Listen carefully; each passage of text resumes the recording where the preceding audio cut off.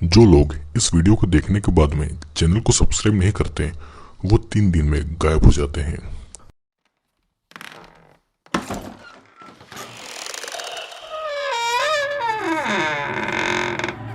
दोस्तों, आज मैं एक ऐसी मूवी एक्सप्लेन करने जा रहा हूँ जिसमें कुछ लोग एक ऐसी कंडीशन में फंस जाते हैं जहाँ पर इंसान खुद को बचाने के लिए एक दूसरे को खाने के लिए भी राजी हो जाते हैं। तो आइए देखते हैं मूवी में आगे। मूवी की शुरुआत में ईवा एक अपार्टमेंट की खिड़की से बाहर देख रही थी जहाँ पर एक बड़ा धमाका हुआ था। यह धमाका न्यूक्लियर बॉम्ब का था जिसकी रेडिएशन धीरे धीरे बिल्डिंग की ओर आ रही थी। ईवा उस धमाके को देख ही रही थी कि तभी उसका बॉयफ्रेंड सैम उसे खींचकर रूम से बाहर ले जाता है और वे सीढ़ियों से नीचे उतर कर जा रहे थे जहाँ पर अपार्टमेंट के बाकी लोग भी उनके साथ में भाग रहे थे। धमाके की रेडिएशन धीरे धीरे उनकी बिल्डिंग के पास भी आ रही थी और इसीलिए सभी नीचे बेसमेंट में बने एक बंकर में जाने की कोशिश कर रहे थे। वे सभी लोग उस बंकर में घुस पाते उससे पहले ही बिल्डिंग के सुपरवाइजर मिकी बेसमेंट का गेट बंद कर रहा था, लेकिन जैसे तैसे फिर भी वे लोग उस बंकर में घुस जाते हैं और बेसमेंट पे अब टोटल 8 लोग थे। यहाँ पर मिकी सभी को ये बोलता है क्योंकि वो बिल्डिंग का सुपरवाइजर है तो सभी को उसकी बातें माननी होगी। वो बताता है कि वो बहुत सालों से इस बिल्डिंग के इस एरिया में रहा करता है और इसीलिए उन सभी को यहाँ पर उसी की बातें मानना होगी। वो ये भी कहता है कि कोई भी किसी भी तरह का दरवाजा या खिड़की नहीं खोलेगा क्योंकि उससे रेडिएशन अंदर आ जाएगी और इसीलिए सभी खिड़कियों दरवाजों को टेप से पैक कर दिया जाता है। यहाँ पर मार्लिन की छोटी बेटी वेंडी मिकी से कहती है कि वो यहाँ से जाना चाहती है तो मिकी इस बेचारी बच्ची को ये धमका देता है कि अगर वो बाहर गई तो उसका चेहरा पिघल जाएगा और उसके बाल पूरी तरह से झड़ जाएंगे। फिर इधर एक आदमी डेल्विन मिकी से पूछता है कि उसका आगे का क्या प्लान है, जिस पर मिकी का कहना था कि वो तो सभी को बाहर जलता हुआ छोड़कर खुद अंदर रहने वाला था। डेल्विन के पास में रेडियो फोन था और वो हेल्प के लिए किसी को कांटेक्ट करता है, लेकिन उधर से कोई भी रिस्पॉन्स नहीं मिल रहा था। ईवा ये भी नोटिस करती है कि बेसमेंट में एक लॉक्ड रूम है और मिकी से उसके बारे में पूछती है। मिकी का कहना था कि ये उसका प्राइवेट रूम है और सभी उसके उस रूम से दूर रहे। अब फिर बहुत देर तक अंदर रहने के बाद में जोश और उसके एक फ्रेंड बॉबी का सब्र टूट गया था और वो बाहर जाना चाहते थे, लेकिन मिकी एक कुल्हाड़ी लेकर आता है और उसे डराकर उन्हें बाहर जाने से रोकता है और वो बताता है कि उन्हें पता होना चाहिए कि जब अमेरिका ने जापान पर बॉम्ब गिराया था तो जापान के लोगों का क्या हाल हुआ था। वो कहता है कि जो लोग ब्लास्ट में मर गए थे वो बहुत ही किस्मत वाले थे और जो बचकर रेडिएशन की चपेट में आ गए थे उनका बहुत बुरा हाल हुआ था।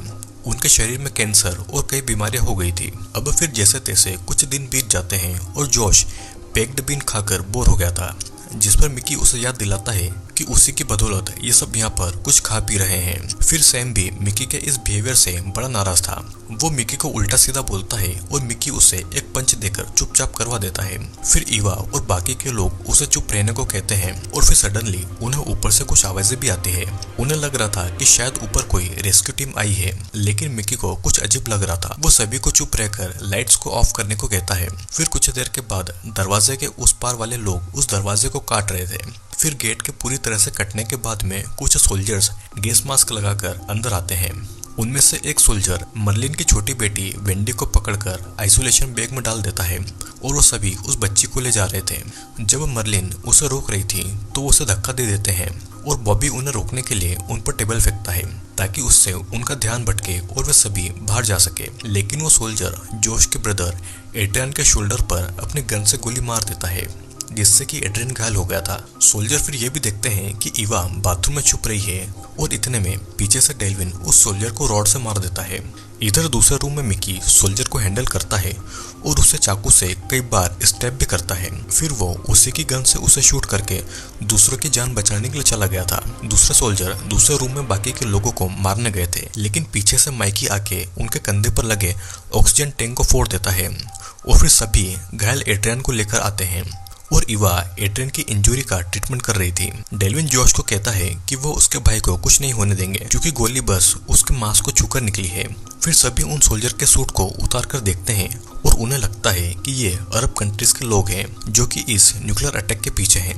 डेल्विन जब उसका मास्क निकाल कर देखता है तो वो एशियन सोल्जर्स थे जो कि शायद नॉर्थ कोरिया के हो सकते थे। मर्लिन फिर दरवाजे पर लगी टेप्स को हटा रही थी ताकि वो बाहर निकलकर अपनी बेटी वेंडी को ढूंढ सके, और उसे रोकने के लिए सभी आदमी उसे पकड़कर स्टोरेज रूम में डाल देते हैं, क्योंकि अगर वो डोर खोलती तो रेडिएशन अंदर आ जाती। डेल्विन को रेडियो पर सोल्जर की आवाजें सुनाई दी थी और वो इंग्लिश लग रही थी, और वो माइकी की जेब में एक हॉटडॉग का सॉसेज देखता है जो कि मिकी चोरी छुप कर खा रहा था, और मिकी जवाब में कहता है कि ये जगह उसकी है और वो जो चाहे यहाँ पर कर सकता है।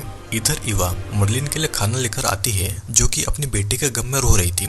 फिर ग्रुप ये डिसाइड करता है कि वो सोल्जर के बायोसूट पहनकर बाहर जाएंगे और देखेंगे कि आखिर बाहर चल क्या रहा है। सभी डिसाइड करते हैं कि डेल्विन जाएगा, लेकिन मिकी का कहना था कि अगर डेल्विन वापस नहीं लौटा तो क्या होगा, और इसीलिए वे सभी जोश को भेजते हैं क्योंकि वो अपने भाई एड्रियन के लिए जरूर वापस आएगा। उसके जाते समय मर्लिन उसे वेंडी को वापस लाने की रिक्वेस्ट भी करती है। फिर जब बाहर का गेट खुलता है तो उनका पूरा एरिया प्लास्टिक से सील कर दिया गया था। जोश उस प्लास्टिक की टनल से एक लैब में पहुंचता है। उसने सोल्जर का सूट पहना हुआ था तो कोई भी उसे नहीं पहचानता। वो वहां पर कई सारे बच्चों को आइसोलेशन पॉट्स में देखता है और उनके सर के सारे बाल काट दिए गए थे और उन बच्चों की आंखों को टेप से बंद कर दिया गया था। जोश वेंडी को देखकर उसे जगाने की कोशिश करता है, लेकिन वो नहीं जागती, और दूसरे आदमी को पता लग गया था कि जोश असल में कोई और आदमी है। वो आदमी जोश की ऑक्सीजन ट्यूब को निकाल देता है, जिससे कि जोश को भागना पड़ता है। उसके पीछे 2 सोल्जर्स अभी भी आ रहे थे और इसीलिए वो उन्हें शूट कर देता है और वो फिर से बंकर की ओर भागता है, लेकिन भागते समय उसकी गन भारी छूट जाती है। वो वापस आकर सभी को बताता है कि बाहर एक लैब है जहाँ पर कोई भी बचे हुए लोग नहीं है और ना ही कोई उन्हें बचाने वाला है। वो मर्लिन को ये भी बताता है कि उसकी बेटी वेंडी अब नहीं रही, जिसके बाद में जल्दी ही ग्रुप को फिर से दरवाजे की आवाज आती है, लेकिन इस बार बाहर मौजूद लोग उस दरवाजे को खोल नहीं रहे थे, बल्कि उस दरवाजे की वेल्डिंग की जा रही थी ताकि कोई भी अंदर से बाहर नहीं जा सके। अब धीरे धीरे कुछ दिन ऐसे ही बीतते हैं और जोश ये नोटिस करता है कि उसके शरीर में रेडिएशन की वजह से कमजोरी आ रही है और मरे हुए सोल्जर की बॉडीज अब सड़ रही थी, जिससे कि भयानक बदबू आने लगी थी। माइक का कहना था कि उन्हें सोल्जर्स की बॉडी को सड़ने नहीं देना चाहिए, बल्कि सड़ने से पहले ही उन्हें खा लेना चाहिए, क्योंकि जल्दी ही उनका खाने का सामान खत्म हो जाएगा। लेकिन कोई भी उसकी बात से सहमत नहीं था और वो डिसाइड करते हैं कि सोल्जर्स की बॉडी को नीचे एक सेप्टिक टैंक में डाल देंगे। फिर बॉबी एक कुल्हाड़ी लेता है ताकि वो बॉडीज के टुकड़े टुकड़े कर सके, और फिर वो बॉडीज को छोटे छोटे टुकड़े करके उसे प्लास्टिक बैग में बांधता है और मिकी उन्हें सेप्टिक टैंक में डाल रहा था। इधर हम देखते हैं कि जोश और एड्रियन बातें करते हैं, जहाँ पर जोश उसे बताता है कि वो बस उन दोनों को यहाँ से बाहर निकालने का रास्ता ढूंढने के लिए बाहर गया था। फिर बाकी का ग्रुप मिकी के रूम में घुस जाता है, जहाँ पर पेपर की कटिंग चिपकी हुई थी जिसमें अमेरिका में हुए आतंकी हमले की पिक्चर्स थी और मिकी की पिक्चर्स भी थी, जिससे पता लग रहा था कि वो एक फायर फाइटर था। तो सभी को अपने रूम में देखकर गुस्सा हो गया था। और दूसरी तरफ मर्लिन और बॉबी एक रूम में इंटीमेट हो रहे थे और मर्लिन को बॉबी के साथ देखकर उसे लग रहा था कि मर्लिन वेंडी के जाने से दुखी है और इसीलिए वो अपना दुख मिटाने के लिए ऐसा कर रही है। लेकिन मर्लिन इवा को भी कहती है कि वो सभी लोग मर जाएंगे और उससे पहले वो किसी के साथ में इंटीमेट हो जाए, और इस बात से इवा नाराज होकर रूम में चली जाती है। यहाँ पर अब उनका खाना धीरे धीरे खत्म हो रहा था और वो देखते हैं कि सिर्फ मिकी ही है जिसका वजन कम नहीं हुआ था। सभी को उस पर शक होता है कि वो कुछ न कुछ जरूर छुपा रहा है। जोश एड्रियन से दरवाजा खोल के बाहर जाने को कहता है, लेकिन दरवाजा तो बाहर से वेल्डिंग था। फिर एक दिन डेल्विन अपने पास से एक टीजर गन निकालता है और मिकी के रूम में जाने की कोशिश करता है और इवा उसे जाता हुआ देख लेती है। वो धीरे धीरे मिकी के पीछे जाता है और डेल्विन मिकी को एक सीक्रेट रूम से आता हुआ देख लेता है और वो टीजर गन की मदद से मिकी को वापस से सीक्रेट रूम में ले जाता है। उस रूम के अंदर अंधेरा था और इसका फायदा उठाकर मिकी एक राइफल से उसे शूट कर देता है। इवा देखकर वहां से भागती है और बाकी को इसके बारे में बताती है और उन्हें मिकी ये कहता है कि उसने बस अपना सेल्फ डिफेंस करने के लिए डेल्विन को मारा है। पूरे ग्रुप को मिकी पर विश्वास नहीं था और वो सभी मिकी को पकड़कर बांध देते हैं, लेकिन वो उस हिडन रूम का दरवाजा नहीं तोड़ पाते। जोश को बहुत गुस्सा आ रहा था और वो इवा से राइफल मांगता है ताकि वो मिकी को मार सके, लेकिन इवा उस राइफल को सेप्टिक टैंक में फेंक देती है क्योंकि वो नहीं चाहती थी कि कोई भी यहाँ पर आपस में खून खराबा करे। लेकिन बॉबी और जोश मिकी को बहुत पीटते हैं ताकि वो उस दरवाजे का लॉक का पासवर्ड उन्हें बता सके। फिर जोश मिकी की एक उंगली को काट देता है और बाकी के लोग इस खौफनाक नज़ारे को देख रहे थे। फिर जोश अब उसका अंगूठा काटने वाला था और डर के मारे मिकी उन्हें कॉम्बिनेशन बता देता है और जैसे ही वो सीक्रेट रूम का दरवाजा खुलता है तो अंदर बहुत सारा खाना और पानी था जो कि बंकर में बहुत टाइम से स्टोर किया हुआ था, जिससे कि सभी अपना पेट भरते हैं। जोश मर्लिन की इंसल्ट करते हुए कहता है कि उसे अपनी नाइटी के ऊपर कुछ डाल लेना चाहिए क्योंकि वो उसका खाना नहीं खा पा रहा है। और फिर सैम उसका जैकेट मर्लिन को दे देता है और जोश और बॉबी उसका मजाक उड़ाते हैं कि उसे मर्लिन के साथ में इंटीमेट हो जाना चाहिए क्योंकि जब से वो इस बंकर में है तब से सैम ने इवा के साथ में कुछ भी नहीं किया है। जिसके बाद में जोश मर्लिन की और इंसल्ट करता है और फिर इवा इसीलिए उसका डिफेंस करती है, लेकिन मर्लिन को ये नहीं पसंद था और इवा वहां से निकलकर दरवाजे के पास जाकर उसे खोलने की कोशिश करती है। फिर सैम उसके पीछे पीछे आता है और उसके साथ इंटीमेट होने की कोशिश करता है, लेकिन इवा उससे दूर कर देती है। यहाँ पर काफी दिनों से बंद होने पर जोश और बॉबी मर्लिन का फायदा उठाकर खुद को खुश कर रहे थे और एक दिन इवा खुद अपनी आंखों से उन्हें मर्लिन के साथ बदतमीजी करता हुआ देख लेती है। वो देखती है कि जोश और बॉबी मर्लिन के गर्दन को बेल्ट से दबा रहे हैं। फिर एक दिन मर्लिन खुद इवा के सामने आकर रोती है और इवा उसे उनके साथ रहने के लिए कहती है, लेकिन जोश और बॉबी जल्दी वहां पर आ जाते हैं और उसे पकड़कर ले जाते हैं। फिर एक दिन बॉबी इवा और सैम को मिका का ध्यान रखने को कहता है। फिर वे इवा को उसके रूम में भी बुलाते हैं। इवा वहां पर जाती है और जोश उससे कहता है कि वो उसे खाना और पानी देंगे, लेकिन इवा को उसके बदले में कुछ और देना होगा। लेकिन ये बात जोश के भाई एड्रियन को पसंद नहीं थी। इवा जब मिकी को खाना खिला रही थी तो मिकी उसे एक और गन के बारे में बताता है जो कि उसने रूम में छुपा कर रखी हुई थी। इवा सैम को गन लाने को कहती है पर सैम को मिकी पर विश्वास नहीं था और सैम भी जोश और बॉबी को ज्वाइन कर लेता है। इवा सैम से बातें करने के लिए उनके रूम में जाती है और जोश उससे उनके साथ ट्रूथ और डेयर खेलने को बोलता है। इवा ट्रूथ चूज करती है और जोश उससे क्वेश्चन करता है कि क्या वो सच में सैम से प्यार करती है, जिस पर इवा हाँ कहती है। फिर वो जोश से पूछती है कि क्या उसे मिकी को टॉर्चर करने में मजा आया, जिस पर वो कहता है कि वो मिकी को टॉर्चर तो नहीं करना चाहता था, लेकिन ऐसा करना जरूरी था। फिर जोश सैम को डेयर देता है कि वो डेल्विन की डेड बॉडी को टुकड़ा टुकड़ों में काटे और बॉबी सैम को कुल्हाड़ी पकड़ा देता है। फिर सैम बाथरूम में जाकर उसे काटने की कोशिश करता है, लेकिन वो ऐसा नहीं कर पाता। फिर जोश इवा से ऐसा करने को कहते हैं और अगर उसने ऐसा नहीं किया तो वो दोनों मिलकर सैम का हाथ काट देंगे और इसीलिए इवा डेल्विन के टुकड़े टुकड़े कर देती है। जोश की हालत धीरे धीरे और खराब हो रही थी और इसीलिए वो खुद के बाल शेव कर लेता है। वो बॉबी को भी गंजा कर देता है और कहता है कि दोनों अब भाई लग रहे हैं। यहाँ पर इवा जब मिकी से उस दूसरे गन के बारे में पूछती है तो बताता है कि वो गन एक रेड कॉफी के कैन में है। मिकी का ये भी कहना था कि इस बंकर से निकलने का एक और दूसरा रास्ता भी है जो कि उस सेप्टिक टैंक में था, लेकिन वहां से निकलने के लिए उसे ह्यूमन के वेस्ट मटेरियल से निकलना होगा। इवा फिर जोश के रूम में जाती है जहां पर वो रेड कैन को देख लेती है, लेकिन जोश और बॉबी दोनों इवा के साथ गंदी हरकतें करने लग गए थे।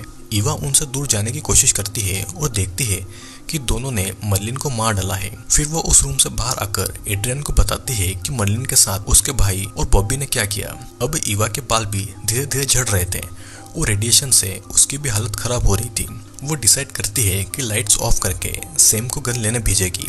बॉबी लाइट्स चेक करने जाता है और सैम जोश का ध्यान भटकाता है जिससे कि इवा उसके रूम में घुस जाए, जहाँ पर इवा जोश को सेड्यूस करके दूसरे रूम में ले जाती है। इधर सैम ऐसे प्रिटेंड कर रहा था जैसे कि वो वॉशरूम जा रहा है और बॉबी को उस पर शक हो गया था, इसीलिए वो सीक्रेट रूम में घुस रहा था, लेकिन बॉबी ने उसका लॉक चेंज कर दिया था। सैम का कहना था कि उसे जोर से भूख लगी है, लेकिन बॉबी उसे पकड़कर उसके भी सर के आधे बाल काट देता है।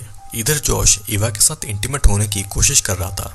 इवा जब उसे रोकती है तो वो उसे जोर से पंच कर देता है। फिर इधर सैम कॉफी के बॉक्स तक पहुंच गया था और जब वो उसे उठा रहा था तो उससे गलती से वो गन जमीन पर गिर जाती है। बॉबी भी उस गन को देख लेता है और उसे उठाने की कोशिश करता है, लेकिन सैम उसके सर पर मार के वो गन उठा लेता है। इधर जोश इवा को पीट रहा था और खुद को छुड़ाने के लिए इवा एक पेंसिल उठा लेती है और उसे जोश के सिर में घुसा देती है। वो भागने की भी कोशिश करती है, लेकिन जोश उसे पकड़ लेता है। वो उसे मारने ही वाला था, लेकिन एड्रियन वहाँ पर आकर अपने भाई जोश से इवा को छुड़वाता है, लेकिन जोश एड्रियन को गिरा के फिर से इवा के पीछे चला गया था। दोनों फिर हॉल में आते हैं जहाँ पर सैम बॉबी को गन से शूट करने की धमकी दे रहा था और इवा सैम को गन एड्रियन को देने को कहती है। सैम बहुत ज्यादा परेशान हो जाता है और वो एड्रियन को ही शूट कर देता है। फिर बॉबी उससे गन छुड़ाता है और जोश को बहुत पीटता है, जिसके बाद बॉबी गन को सैम के ऊपर पॉइंट करता है और फिर वो उसे जोश की ओर एम कर देता है। बॉबी उसे मारता उससे पहले इवा टीन के कैन के ढक्कन से बॉबी बॉबी का गला काट देती है। फिर जॉश ईवा को गिरा के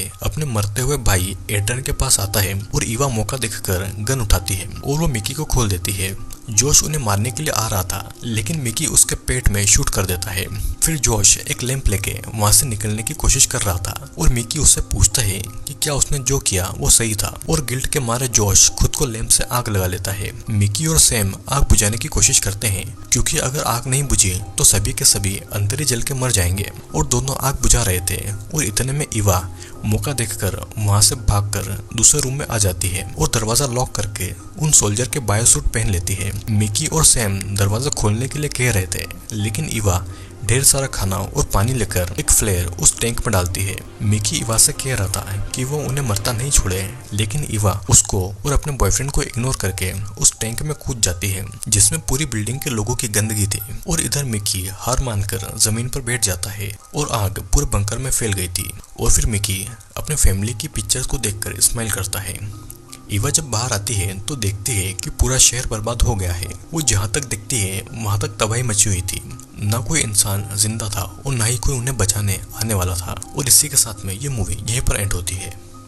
आई होप दोस्तों यू एंजॉयड द वीडियो, और अगर आपको ये वीडियो अच्छा लगा हो तो नीचे कमेंट करके मुझे ज़रूर बताना। और हाँ, अगर आपको हॉरर स्टोरीज पसंद है तो वो मैंने अपलोड कर रखी है, तो आप जाके उन हॉरर स्टोरीज को भी देख सकते हैं।